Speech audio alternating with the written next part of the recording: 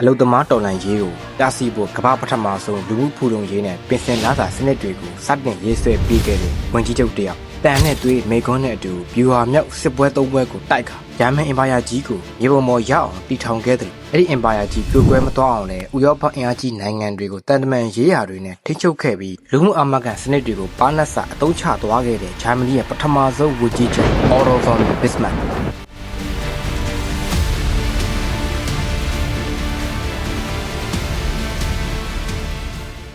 1850ပြည့်နှစ်တွေတုန်းကကမ္ဘာမြေပုံပေါ်မှာဂျာမနီဆိုတဲ့နိုင်ငံမရှိပဲဂျာမန်စကားပြောတဲ့ပြည်နယ်အသေးလေး39ခုစုပေါင်းထားတဲ့ဂျာမန်အဖွဲ့ချုပ်မဟာမိတ်အသင်းပဲရှိနေတာပါအဲ့ဒီလိုမဟာမိတ်အသင်းထဲမှာပရုရှားဟာစစ်ရေးအင်အားအတောင်တင်းဆုံးပြည်နယ်ဖြစ်ပေမဲ့ဂျာမန်နေပြည်တော်အပေါ်မှာအဓိကဩဇာလွှမ်းမိုးထားတာကတော့အော်စတြီးယားနိုင်ငံဖြစ်ပြီးတစ်ဖက်မှာလည်းအိန္ဒိယပြင်သစ်နိုင်ငံကဂျာမန်ပြည်နယ်တွေအချင်းချင်းတကွဲတပြားစီဖြစ်နေတာကိုအခွင့်ကောင်းယူကအမြဲတမ်းဖိနှိပ်ဩဇာပေးချင်နေခဲ့ပါတယ်အဲ့ဒီချိန်ရုရှားနဲ့ပြင်သစ်နိုင်ငံတွေမှာပရုရှားတန်မတ်ပြတာဝန်ထမ်းဆောင်နေတဲ့အော်တို ဗွန် ဘစ်မတ်ကတော့ဝန်ကြီးချုပ်မဖြစ်ခင်တန်မတ်ဘွားမှာကတည်းကနိုင်ငံတကာရေးရာမှာစကားပြောရုံဆောက်ရွက်ပေါ်မှာလက်မှတ်ထိုးရုံနဲ့ငင်းငယ်ရေးမရနိုင်ဘူးစစ်ရေးအင်အားမရှိရင်ဖိနှိပ်ခံမှာပဲဆိုတာသိထားတာကြောင့်အော်စတြီးယားနဲ့ပြင်သစ်တို့ရဲ့ဖိနှိပ်မှုကိုကြော်လွှားဖို့ဆိုရင်တကွဲတပြားစီဖြစ်နေတဲ့ဂျာမန်ပြည်နယ်တွေရဲ့တန်ရန်စာသားနဲ့ပရုရှားရဲ့စစ်ရေးအင်အားကိုပေါင်းစပ်ပြီးပရုရှားဦးဆောင်တဲ့ဂျာမန်ပေါင်းစည်းရေးကိုအကောင့်ထဲပို့ဖို့ဟာအကူတည်းသောအဖြေပဲလို့သူကတွက်ဆထားခဲ့ပါတယ်ဒီချိန်မှာပဲပရုရှားပြည်တွင်းမှာကြီးမားတဲ့နိုင်ငံရေးအကြက်တဲတစ်ခုစတင်ပေါ်ပေါက်လာပါတယ်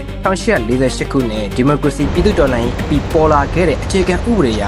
ဘရင်မှစစ်တပ်အာဏာရှိပေမဲ့စစ်စရိတ်ဘတ်ဂျက်ကိုတော့ပါလီမန်ကပဲလက်မှတ်ထိုးပေးပိုင်ခွင့်ရှိနေတာပါဒါကြောင့်1860ပြည့်လွန်နှစ်ဒီမှာဘရင်ဝီလီယံဖရီဒရစ်လူးဝက်ကစစ်တပ်အင်အား2ဆတိုးဖို့ဘတ်ဂျက်တောင်းခံတဲ့အခါပါလီမန်ကသဘောမတူပဲပိတ်ပင်လိုက်ကြပါတယ်ပါလီမန်တဲကနိုင်ငံရေးသမားတွေကလက်တွေ့စစ်ရေးထက်ဆောက်ရွက်ပေါ်မှာနေကုန်းတွေပြောမဲခွဲရုံနဲ့တင်ပြဿနာတွေကိုဖြေရှင်းချင်နေခဲ့တာပါဒီလိုနဲ့ဘရင်နဲ့ပါလီမန်ကြားစစ်စစ်လွန်ဆွဲပွဲက2နှစ်ကျော်အထိတင်းမာလာပြီးဘရင်ဝီလီယံဟာကြီးနှန်းကနေနှုတ်ထွက်ဖို့ဒီစဉ်းစားရလောက်အကြက်တဲဆိုင်သွားခဲ့ပါတယ်ဒီလိုအခြေအနေမှာပါလီမန်ကိုဂယူးမဆိုင်ပဲပြတ်သားစွာကင်တွေရဲတဲ့တန်မတ်ဘစ်မတ်ကိုပဲဝန်ကြီးချုပ်ခန့်တဲ့တယ်လို့စစ်တပ်ခေါင်းဆောင်တွေကဘရင်ကိုအကြံပြုခဲ့ကြပါတယ်အဲ့ဒီချိန်ပြည်သစ်နိုင်ငံဆိုင်ရာပရုရှားတန်မတ်ဖြစ်တာဝန်ထမ်းဆောင်နေတဲ့ဘစ်မတ်ကို1862ခုနှစ်စက်တင်ဘာမှာဘာလင်ကိုပြန်ခေါ်ခဲ့ပြီးစက်တင်ဘာ23ရက်နေ့မှာပရုရှားရဲ့ဝန်ကြီးချုပ်အဖြစ်ခန့်အပ်လိုက်ပါတယ်ဒါကြောင့်ဝန်ကြီးချုပ်ဖြစ်လာတဲ့ဘစ်မတ်ကတော့ပါလီမန်အစည်းအဝေးမှာဂျာမနီကိုဘယ်လိုပေါင်းစည်းမလဲဆိုတဲ့ဒီခေတ်ရဲ့မေကွန်းကြီးတွေကိုမေကွန်းတွေပြောရုံမဲခွဲရုံနဲ့ဖြည့်ရှင်းလို့မရနိုင်ဘူးတန်နဲ့သွေးနီလန်းနဲ့ပဲဖြည့်ရှင်းရပါလိမ့်မယ်ဆိုပြီးဂျာမနီပေါင်းစည်းရေးအတွက်1864ခုနှစ်အရောက်မှာတော့ဂျာမန်ပေါင်းစည်းရေးကိုအကောင့်ထဲပေါ်ဖို့စ조사နေတဲ့ဘစ်မတ်ဟာဒိမတ်ဘရင်ပိုင်နေမည်ဖြစ်တဲ့ဖျောက်ဖစ်နဲ့ဂျာမန်အဖွဲ့ချုပ်ထဲမှာပါဝင်တဲ့ဟော့စတိုင်းရေးကိုအခွင့်ကောင်းယူပြီး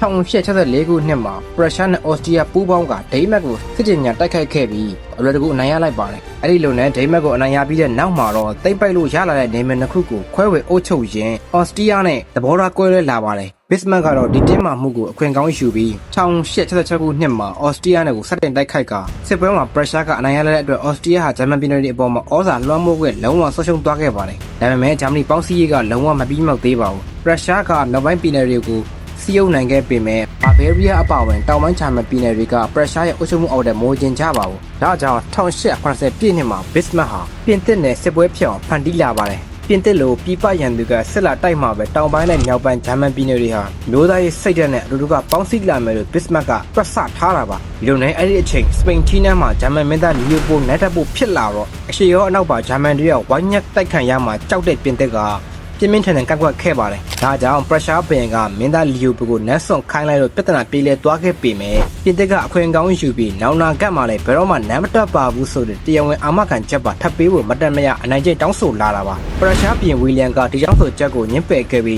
းဘစ်မတ်စီတန်အမတ်နဲ့တွေ့ခဲ့တဲ့အခြေအနေကိုကျေးနန်းစာပို့ခိုင်းလိုက်ပါတယ်အဲ့ဒီ AMS ကျေးနန်းစာဘစ်မတ်ရောက်လာတဲ့အခါသူကကျေးနန်းစာတွေကရင်ကျေးတဲ့တန်တမန်ရေးရာစကလုံးတွေကိုပရုရှားဘရင်ကပြင်သစ်တန်အမတ်ကိုမလီမစားနဲ့ချက်ချင်းမောင်းထုတ်လိုက်သူလေတံမှုဖြစ်အောင်စကလုံးအဖက်တော့ပြောင်းပြစ်လိုက်ပါတယ်အဲ့ဒီနောက်မှာတော့ဘစ်မတ်ဟာအဲ့ဒီကျေးနန်းစာကိုရန်နာတိုက်တွေစီချက်ချင်းထုတ်ပြန်ခိုင်းလိုက်ပါတယ်ဒါကိုဖတ်လိုက်ရတဲ့ပြင်သစ်ပြည်သူတွေနဲ့ဘင်ဟာအလို့သားရေးတိတ်ခါကြတယ်ဆိုပြီးပရုရှားကိုစစ်စတင်ကြလိုက်ပါတယ်ဒါကြောင့်အရင်တုန်းကပရုရှားနဲ့မပူးပေါင်းကျင်ခဲ့တောင်ပိုင်းဂျာမန်ပြည်နယ်တွေဟာငါတို့ချမ်းမှချင်းရဲ့အတူတိုက်မှရမယ်ဆိုတဲ့အမျိုးသားရေးစိတ်ဓာတ်နဲ့ပရုရှားဘက်ကနဲ့ဝင်ရောက်တိုက်ခိုက်ခဲ့ကြပြီးပြင်သစ်ကိုအတူတိုက်ခိုက်အနိုင်ရလိုက်တဲ့အခါတောင်ပိုင်းနဲ့မြောက်ပိုင်းဂျာမန်ပြည်နယ်တွေအားလုံးစီးလုံးသွားခဲ့ကြပါတယ် အဲ့ဒီလိုစီလုံးစွာနဲ့ပြင်သစ်ကိုအနိုင်ယူလိုက်ပြီးတဲ့နောက်1881ခုနှစ်ဇန်နဝါရီ18မှာတော့ပြင်သစ်နိုင်ငံဘာဆိုင်နန်းတော်ထဲမှာပရုရှားပြင်ဝီလျံဖရီဒရစ်လူဝစ်ကိုအေဂရစ်ဖြစ်ကြီးညာကဂျာမန်အင်ပါယာကြီးကိုတရားဝင်တော်နိုင်ခဲ့ပြီးဘစ်မတ်ဟာဂျာမန်အင်ပါယာရဲ့ပထမဆုံးဝန်ကြီးချုပ်ဖြစ်လာခဲ့ပါတယ်ဒါကြောင့်1881မှာဂျာမနီနိုင်ငံပျောက်စီးသွားပြီးတဲ့နောက်မှာတော့ဘစ်မတ်ရဲ့ဘဝဟာစစ်တပ်ရေးကနေ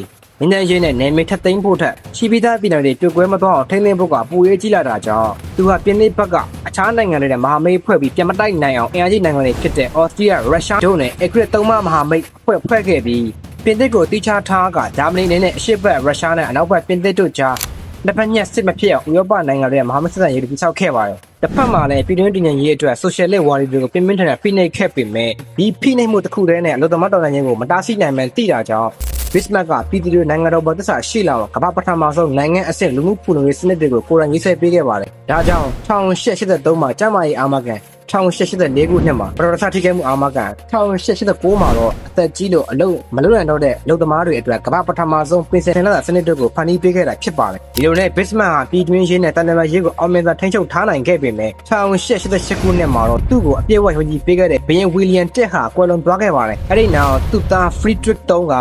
ဒီနေ့စက္ကန့်မီဂျာမန်အဂရစ်ဖြစ်လာခဲ့ပေမဲ့ကင်ဆာရောဂါကြောင့်99ရက်ခန့်သာအုပ်ချုပ်ပြီးကွယ်လွန်သွားခဲ့ပါတယ်။အဲဒီနောက်ဖရီဒရစ်IIIရဲ့သားထိနှံတက်လာတဲ့အသက်29နှစ်အရွယ်ဘယ်သက်ခိုင်ဆာဝီလျံ2နဲ့ဘစ်မတ်တို့ဂျာမှာတော့ပြင်းထန်တဲ့မူဝါဒပရိပခါတွေစတင်ဖြစ်ပွားလာပါတယ်။သူဟာဘစ်မတ်လိုတာလမန်ရေးရနဲ့ထိန်းကြီးတာကိုမကြိုက်ပေစစ်တပ်နဲ့ရေတပ်အင်အားကိုကြွားလုံးထုတ်ပြီးကမ္ဘာနှံ့နေမီချဲ့ထွင်မဲ့မူဝါဒကိုကျင့်သုံးကျင်ခဲ့တာပါ။ဒါအပြင်ပြည်တွင်းမှာလည်းဘစ်မတ်ကဆိုရှယ်လစ်တွေကိုပုံမပြင်းထန်တဲ့ဥပဒေတွေနဲ့ဆက်ပြီးဖိနှိပ်ခြင်းပေမဲ့ဘရင်တစ်ကတော့လူသမားတွေရဲ့ချစ်ခင်မှုကိုရဖို့အတွက်ပိုပျော့ပြောင်းတဲ့မူဝါဒကိုကျင့်သုံးကျင်ခဲ့ပါတယ်။ဒီထက်ပိုဆိုးတာက